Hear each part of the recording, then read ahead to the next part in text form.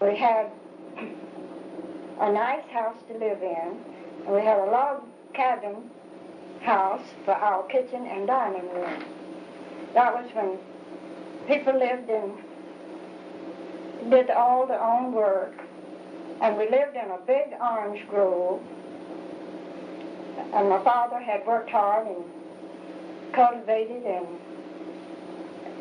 taken care of this grove, and the orange trees would bloom and it'd be so beautiful.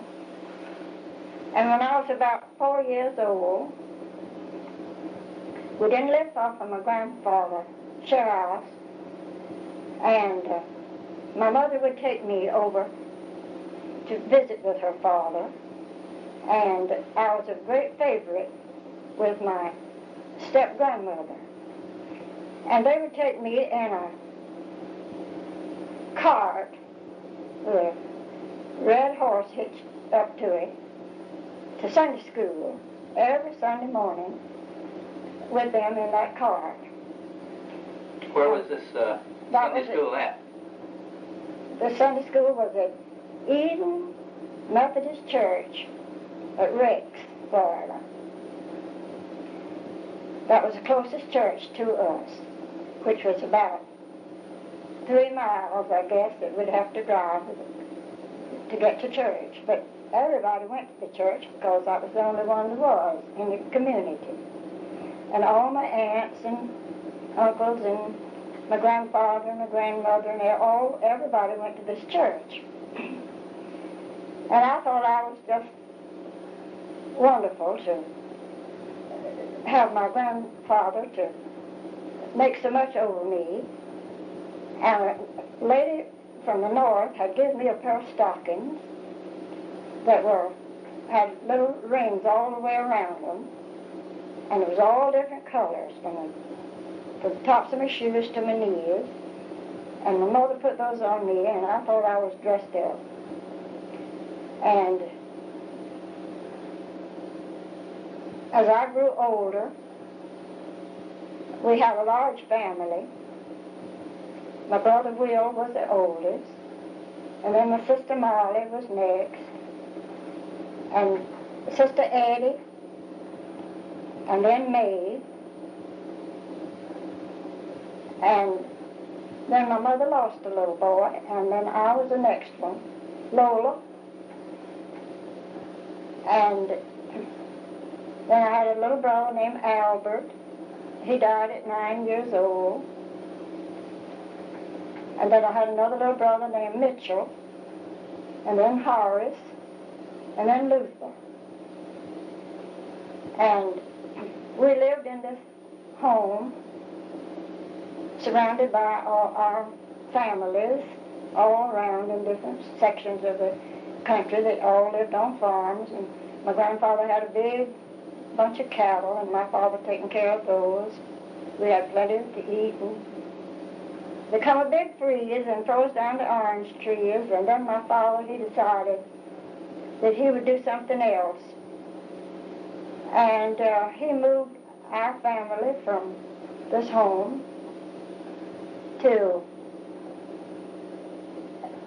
Rex, Florida, where it was closer to our church, and he managed a big farm for the sheriff of the county, which was Mr. Wash Fennel. And we lived in a very beautiful house, big 2-story white house, and it was wonderful. Well, the sisters and brothers had, at that time, all got married, down to me and the 3 younger boys. And then my father decided that he wanted to buy him another place, and he had the money out of the place that of our old home in the bank, and so he bought us a home, and it not very far away, and we lived there for a while. And I met my husband, Jerry Rowell. And he was from South Carolina, from Denmark. And he was a railroad man. He went down as a young man, 21 years old. And we were married in Campville, Florida, in the little Baptist church. We had a beautiful wedding. I was all dressed up in my wedding gown, and had our best man, and a big train behind my dress, and that was something for me. Well, we didn't go to keeping house right away. We lived we boarded. We thought that was the best way. And he got one room, and he furnished that room real nice for me. And we lived there until later on, and he decided that we'd buy a place. So we did. We had a nice place. And he got a promotion, and they transferred him to Hawthorne, to the railroad. And all that time, my mother and father was living in the old home place that he had bought. And my brother, he built him on a 3-acre plot of land. My youngest brother, Horace, and he raised a great big family. And we were all very happy there. It was nice to come home and have all the family visit us. My husband and I, we didn't have but one child, and her name was Alma Martha Rowell. She was named by her grandfather in South Carolina, old Grandpa Frank Rowell, at Hilda, South Carolina. And they were a wonderful family. His family was. They were good people. They were church-going people and Christian people. And they were all good farmers and well-to-do farmers. They had plenty of everything. But that was way before any automobile days, or there's no automobiles, just people had to travel by train, or it was no buses, or either wagons and buggies. And I remember the first train that I ever seen come through Campville. That was way before, when I was a child. It was fired by wood. The engine was blown out of the smokestack, and it wouldn't be but 2 or 3 coaches, 3 or 4 people riding from Jacksonville to Tampa. And of course, later the trains got better and better as times grew on. And when Alma was just a little girl, I was taken real sick, and they all thought I had cancer. And by 5 doctors had said that I had all symptoms of a cancer patient, which there was very few in the state at that time, very few cases of cancer. And there was no place that I could go in the South to be taken care of, and so they sent me to Baltimore, Maryland, to John Hopkins Hospital.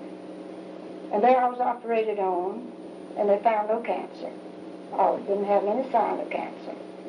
But I did have bad trouble, and that was all corrected. And I got well after that. We come back. My husband was still a railroad man, and we traveled all around. We made some nice trips, he and I, to the north. We went to New York, first to Washington, and visited Washington and all the sceneries there, and then Baltimore, Philadelphia, New York. Then we went down the Hudson to Albany, then to Niagara Falls, and we just had a ball. We'd ride at night in a Pullman on the trains, and sightsee through the day in the cities. And we just had a good time. Now that was something in those days. People could do that. But we were traveling on passes, and we could spend our money to have a nice time on it. And when we'd take a notion we wanted to spend the night, we could go to a hotel, and it didn't cost much. And people didn't have too much anyway to spend. The salaries were very small along those days. I left Alma with my mother while I was sick. And then later, he was transferred by the Florida East Coast Railroad to Miami. From Miami, he was put down on Florida Keys. And we went to Sugarloaf Key, and we were there for quite a while, and we had a wonderful time down there, and there was no white people on that island except the workers. There was one white woman, and she was the wife of the section foreman, and she didn't have any children. And she'd take Alma and I in that boat, and here we'd go down through them channels and straits, and that boat would get lobsters, and she'd get a bucket full of the things. Well, that was all new to me. I'd never seen anything like that before. And the only people that lived down there was conks. That's what they called them. And they just wore pants, the men, and the women didn't wear much clothes either. And they'd bring by the camp, and she was the only little child in the camp, and they thought she was so pretty, and they'd bring her all kind of fruit, mangoes and sapodillas. Wait a minute. No, that's okay. Sorry. And they grew tomatoes, and they said they planted them in the side of the rock. I don't know how they did it, and the rain would water them, because the water was all salt, except what was shipped in there for the people that lived there to drink. I don't know where they got their drinking water. I guess they caught it when it rained in a tank or something. But they were good people. They were good-hearted people. And some of them said they'd never seen a horse. They didn't know what a horse looked like. And there was no such thing as a telephone from house to house at that time. But we all enjoyed it until the storms come, and then we had to leave. And we all came back up in the state, and we came back home, Hawthorne. And what year was that, Aunt Lola? That was in 1909. I was 4 years old. And it didn't take long for her to get old enough to have to go to school. And she started school in Dublin, Georgia. He was a telegraph operator in Dublin. And he come down with malaria fever and like to die, and I had to get him away from there. After we'd been there for a long time. I worked at the Western Union. I was assistant manager in the Western Union. And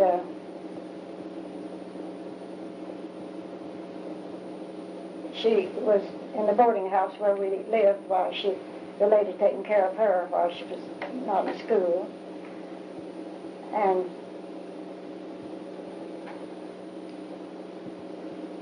we just had a wonderful life together. And finally we settled in, Alma got old enough to get married, and she married Lee Milliken, he was an awfully nice young man. He was right out of the service. He was a Marine. He'd been in the overseas. And they had two lovely children, Hugh and Lola. And I helped Alma to raise them all I could. And finally, we settled in Pearson, Florida, first into Leon Springs, and I was agent, I was station agent there for 4 years.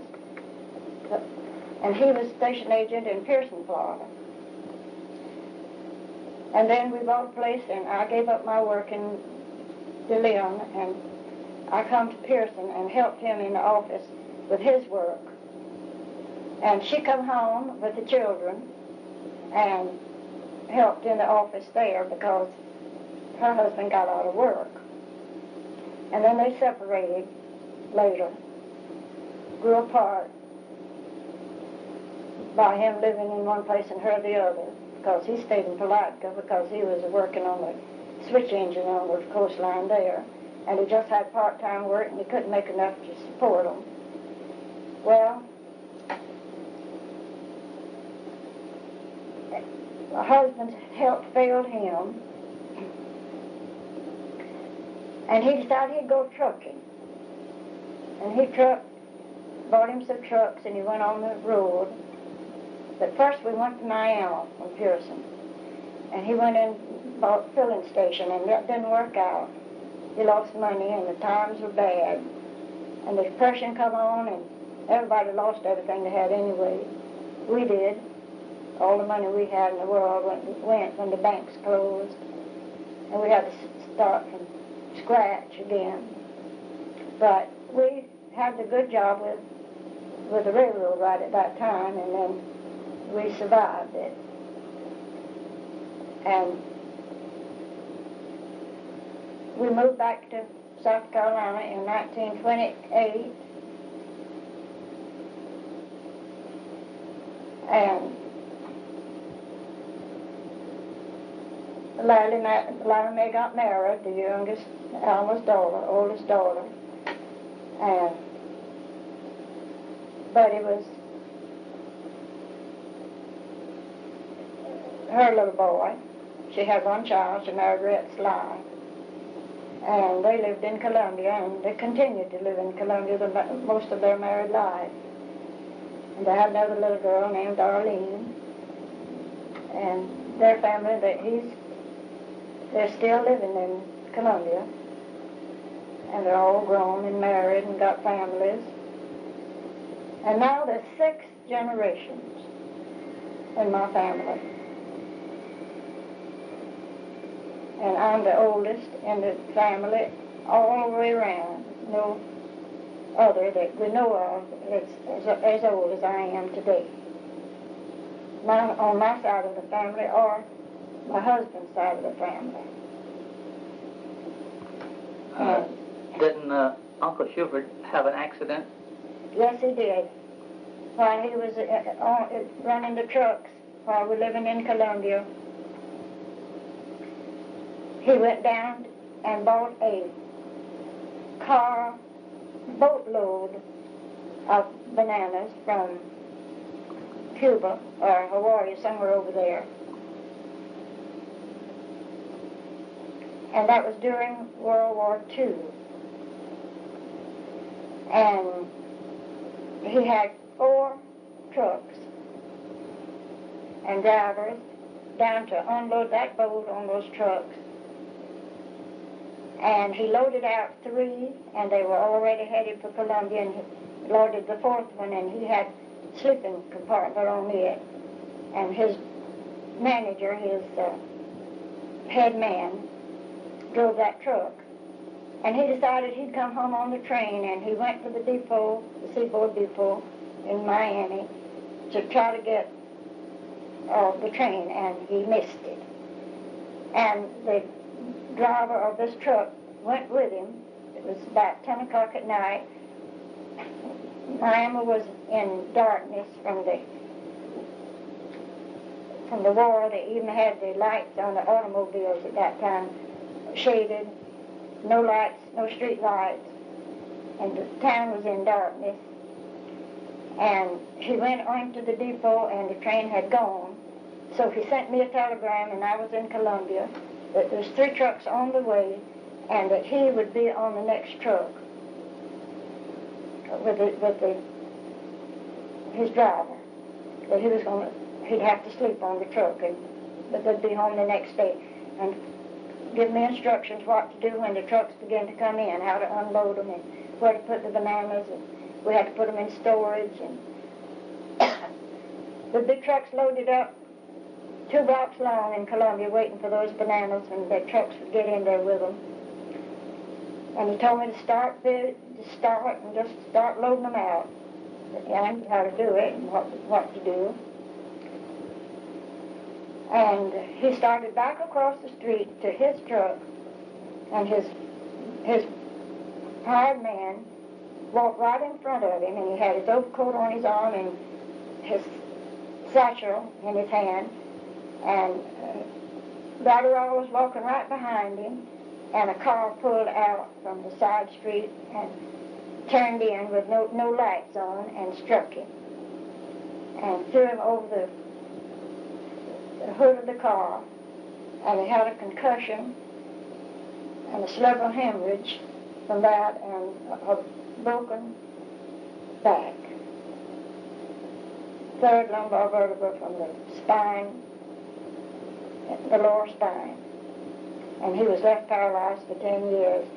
Well, I had all those trucks coming into Columbia with all those bananas and all that money spent. I had hired an old man and put there that I thought was honest and a good man in the banana place. And I called Alma. I got a telegram that he'd been hit from his sister, Ms. Dosha Steele, that lived in Miami, and that he was hurt, and he was in Drax Memorial Hospital. And for me to get there just as quick as I could. So I called Alma, and she caught the train out of Charleston, and she went to her daddy, and she got him in a private room, and his sister had his money that he had left after he paid for his bananas, because he had to use cash. And I had to make disposition of those bananas the next day and leave orders and get the trucks loaded out that was there in line to load them.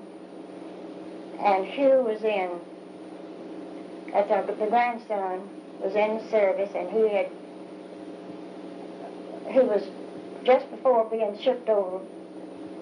He was in the paratroopers, and he was just almost ready to be shipped over. And I had to get a hold of him, and he was en route on the train from Little Rock, Arkansas, to Atlanta, Georgia.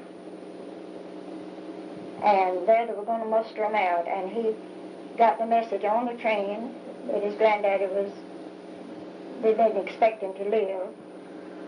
And I got that through the Red Cross. They handled that. So they're a wonderful thing. A lot of people knock them, but they sure did help me. But Alma got there all right, and then I didn't get there until the next afternoon. She got there one afternoon, I got there the next. She had her daddy in a nice clean room and nice new pajamas on him, and the sister wouldn't give her a cent of his money to buy nothing with. She said it was turned over to her, and she just couldn't go into it.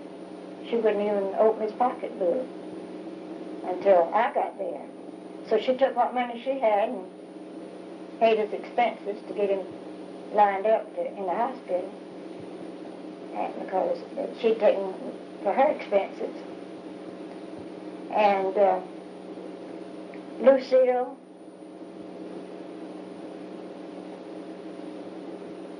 my sister's daughter Lucille, and her husband met that train and taken her to their house, and she stayed with them.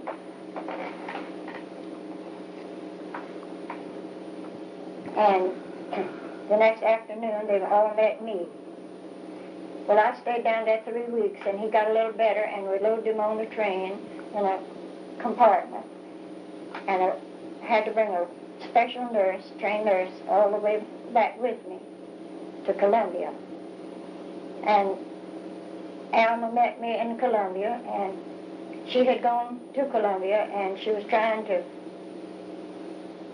take care of the banana business.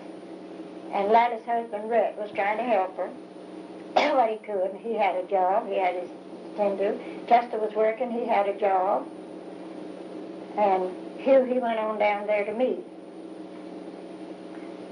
And the trucks, one of the trucks come back down, and then he drove it back loaded again with the bananas while his granddaddy was in the hospital.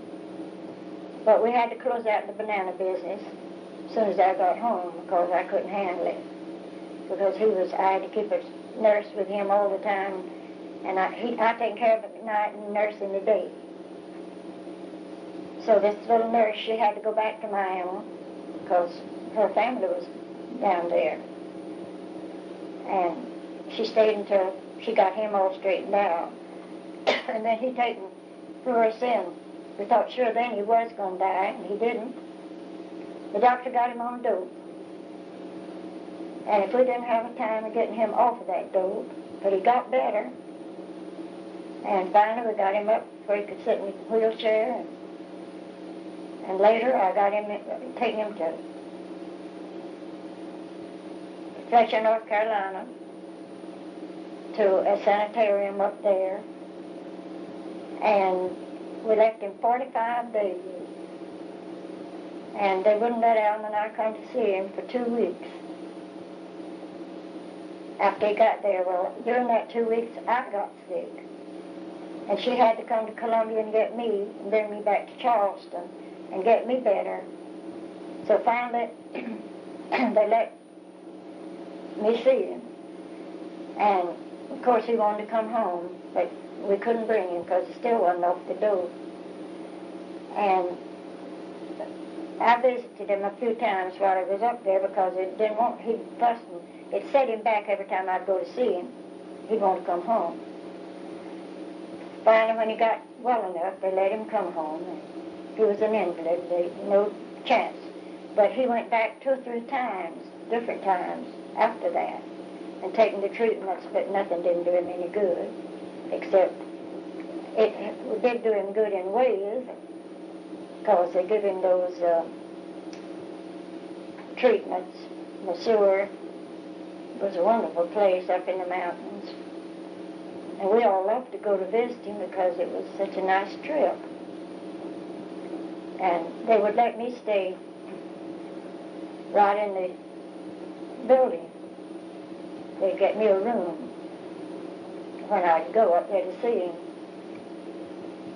So we lived in Columbia after he got back, and he tried to work his trucks a little bit, but people just beat him out of everything. They'd take the trucks and his money and go off to Florida to load and spend the money and bring back trashy stuff that you couldn't get much for after he got back.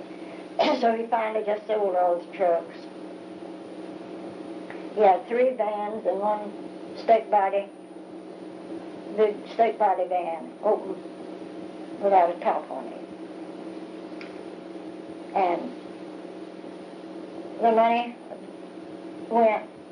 I had everything in the world done for him that I could have. I opened up a rooming house, and I made good at it. I had people, soldiers and their wives from Fort Jackson.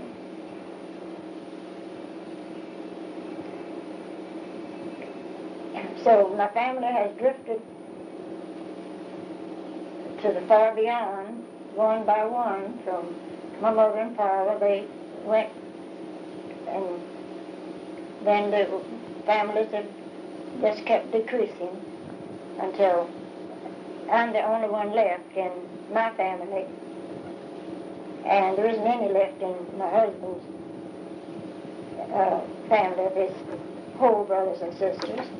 But he's got, couldn't even get salt to go in their bread, and they couldn't get matches to start fire. They'd have to use a flint rock. They learned how to do that, and they would burn coals and keep them burning day and night in order to have fire to get a light a great deal of the time.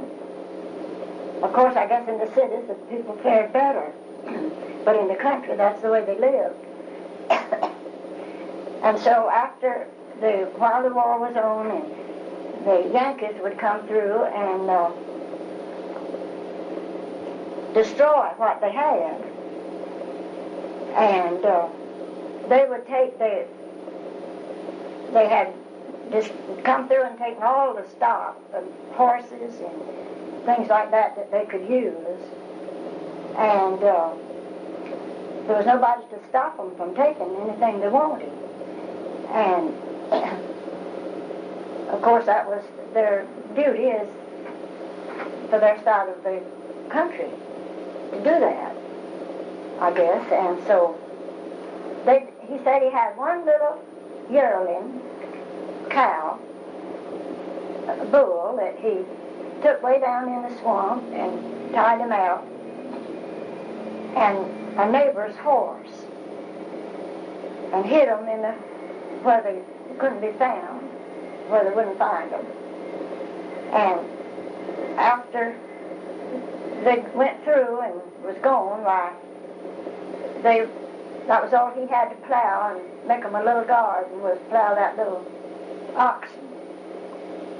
And he said he'd have to tiptoe to the plow handles to plow that little cow. But he did save it, and save the man's little horse, the neighbor. And he said after the war was over, they made a living the best way they could, and there was no money to pay the men for working. The South had no money. And after I don't know when it happened, but when the money was all turned, thrown out. Do you remember? The Confederate money?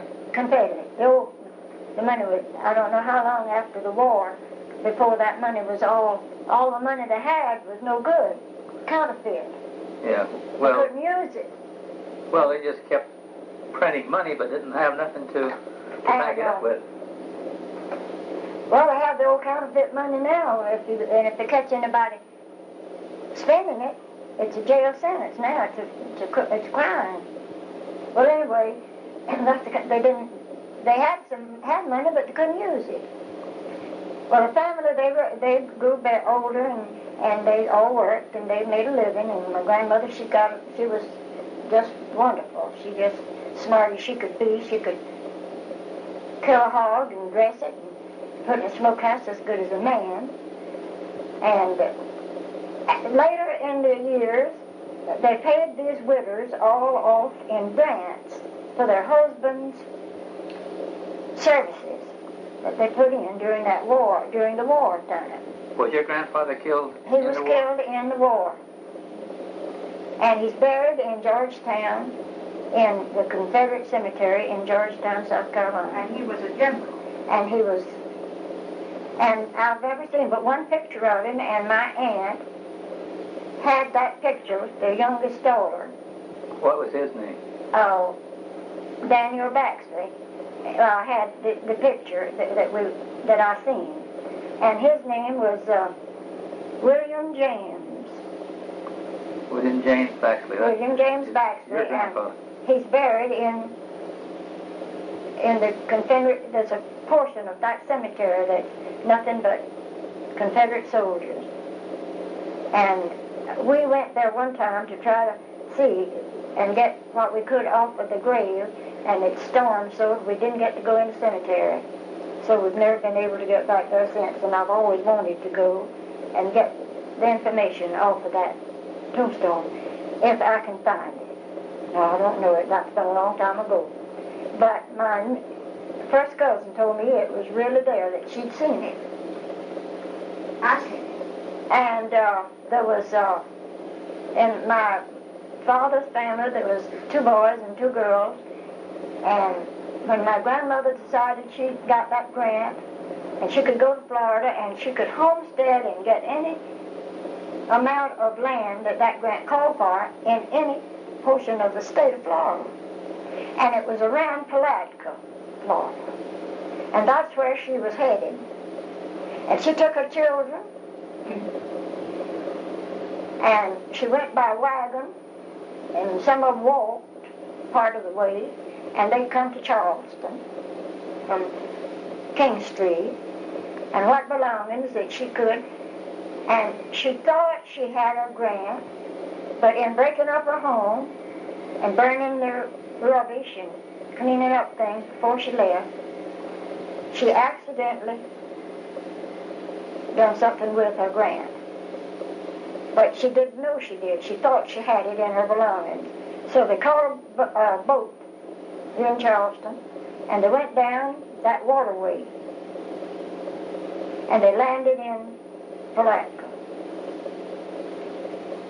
And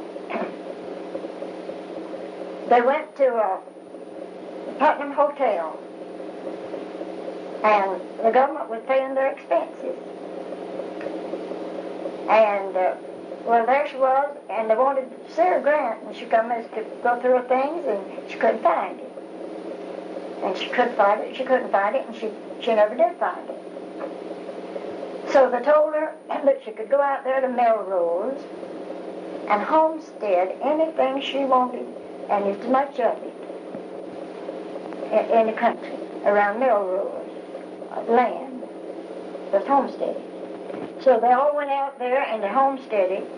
Well, my daddy was just a young man, and Uncle Bill was his younger brother, and he had had some kind of a fever, and it had crippled him. He was almost, well, at one time he was an invalid, but he grew out of it, and he got to where he could walk and get around. And he couldn't do much work, though. And the two sisters that went, they didn't like it in Florida, and they didn't like the way they were living. And the youngest one, well, they both come back to South Carolina. And I don't know how they got back, but they got back that was years later, after they got down there and homesteaded that land. But then the youngest one, Lavina was her name, Elvina, but we called her Aunt Viney. And she married a Baxley. She was a Baxley, married a Baxley. And they settled in Hemingway, South Carolina. And she raised up a bunch of children. And now they're dead, and all their children are dead. Well, they're all dead. Everyone's dead. There's not any of them living. And they've got one grandson that lives here in Charleston, Dr. David Baxley. He has an office right down here on Meeting Street. And then there's another boy, and he lived in Palatka a long time and worked at the big mill. He was some kind of a head man in that mill, and he had something wrong with his lungs, and he like to die, but he got better. They say he had cancer of the lung, but he come back to South Carolina, and now he's got to work and go fishing, and he didn't die like they say he would. And he's got a nice family. And Dr. Baxley, he's got a nice family here in Charleston. And my old grandmother, she stayed in Florida, and she lived in a home with my mother and father most of the time. Uncle Bill, he lived in Florida, and he stayed there, and he raised a family. They're all dead now. About what year did your grandmother die?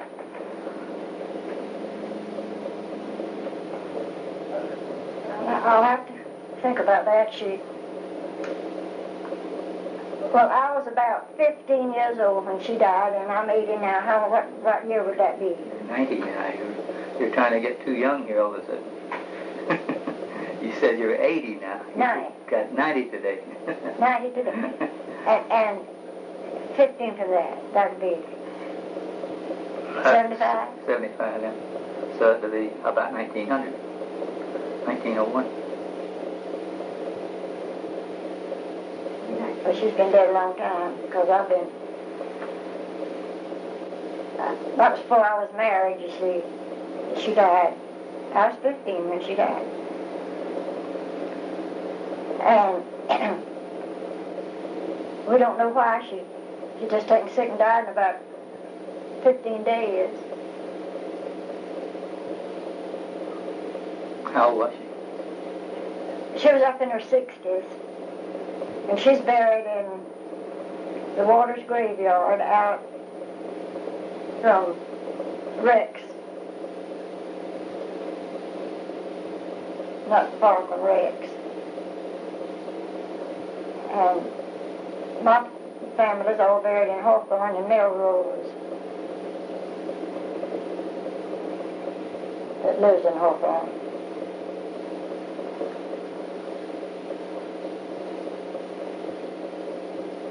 My daddy, he was a great man. He was a hard-working man, but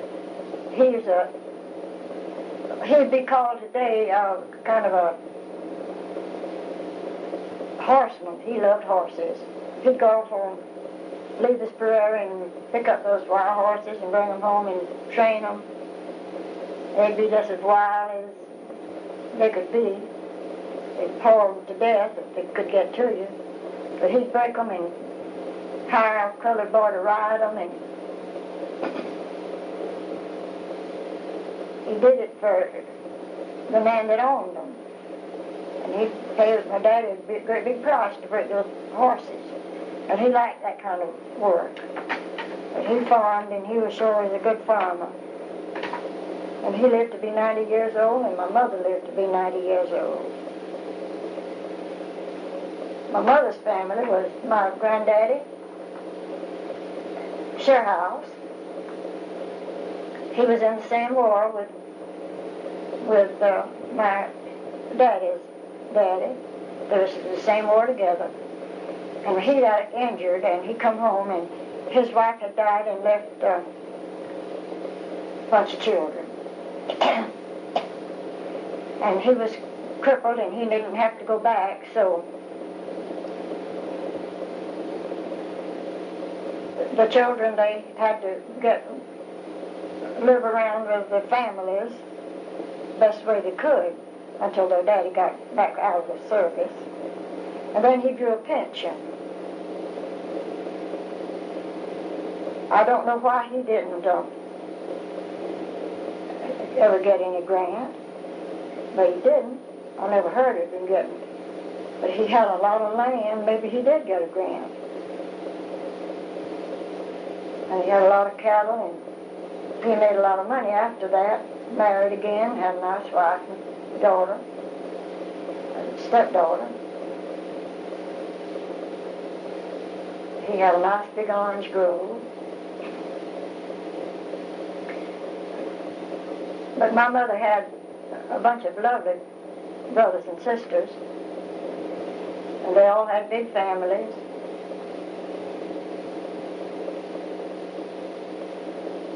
And in my latter days, after my husband died, and my sister Eddie had lost her husband before mine died, we palled together. She lived in Florida, and I lived in South Carolina, and we'd visit one another, and they called us globe-trotters. And he'd say, there comes the two globe-trotting ladies. But we had a good time together, and then she passed on, and I've missed her.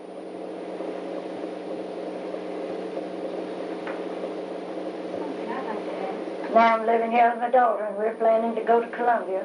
We hope it's going to be the right thing to do.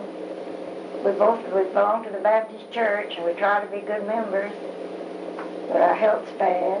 We're not good as we used to be. Yeah, your grandpa Sherouse, did he go to the war from South Carolina, or was he already living in Florida? He was in Florida. He was already living in Florida. Oh. my grandfather Baxley went from up here, and my grandfather Sherouse went from Florida up wherever he fought in the war. Where did they live then, in Florida? Oh, Clarence, they lived about halfway between Kentville and Hawthorne. I guess it would be more between Melrose and Hawthorne. Right on the Melrose Road, right on the Melrose Road leading out of Hawthorne to Melrose. Well, did they... And the old home is there right now. Yeah? The home, his old home is there, yeah. Eunice taking me by there? Not, well, just before Sister Eddie died. Well, did they